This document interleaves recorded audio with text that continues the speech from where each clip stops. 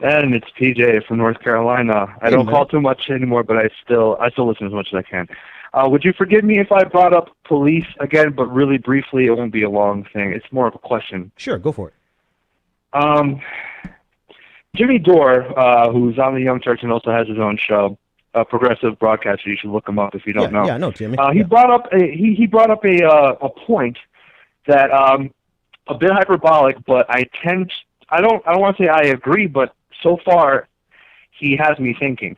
He said that he characterizes police as liars and criminals because of their killing and stuff, like extrajudicial killing, and their constant covering up and lying and whatnot. And in particular, he said that every time there is a controversial shooting, the police statement is always a lie, like without question.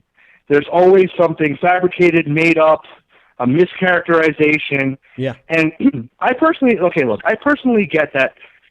I know that not every police institution or every police precinct is full of corruption from the top to bottom. Right. I know that good news doesn't really generate a lot of heat, so it's not up all the time. But has there ever been a case, as far as you know, or anyone, like if this becomes a clip or whatever, that has there ever been a case where there was a controversial shooting where someone seemed to have been killed wrongly, but the police statement turned out to be true once like video evidence showed up? Has that ever been the case?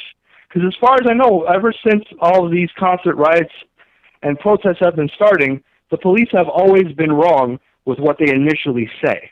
Yeah, so that first statement, now, I guess it could fall in the category of the eye of the beholder, right, in terms of video, because I've had people look at the same exact video and completely disagree about what we see. Now, notwithstanding that phenomenon, I have run into many occasions where that initial statement by police officers had to be adjusted.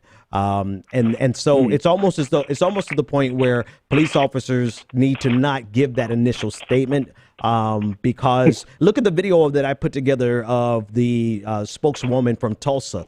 Her statement, word for word, was wrong, like outright lies, just completely wrong. Everything except the tasering part, yeah. Except the tasering part. Everything except for that was completely wrong, especially when you put it side by side with the dash cam footage of what happened.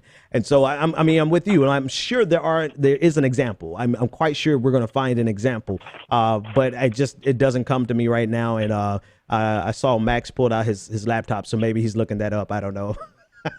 No, he said no. Yeah. So I just want to leave with the statement that, obviously not all cops are terrible, but part of their function in society to be trusted as the people who allegedly protect and serve is that they have to convince people that they protect and serve. Yeah. So when you get to the point where some state judiciary says that it's pretty much justified for black people to run from cops because of the stigma and the stuff that happens. Yeah. When it gets to that point, the police have to look at themselves. The Blue Lives Matter people have to look at themselves. Yeah. That's all that has to be said. Hey, thanks for that, man. Listen, and yeah, actually, I meant to cover that, so maybe I'll do that in the bonus show. But the the highest court in Massachusetts has declared that it is reasonable for black people to, they said, walk away from the police, as in to avoid the police. More and more probably. But we interpret that to mean to run. Because of the likelihood of being racially profiled, it makes sense to and it was a unanimous decision here in Massachusetts, an amazing decision. I have to read the entire thing, but a unanimous decision that it makes sense for black people to walk away to avoid the police because of the amount of racial profiling that occurs.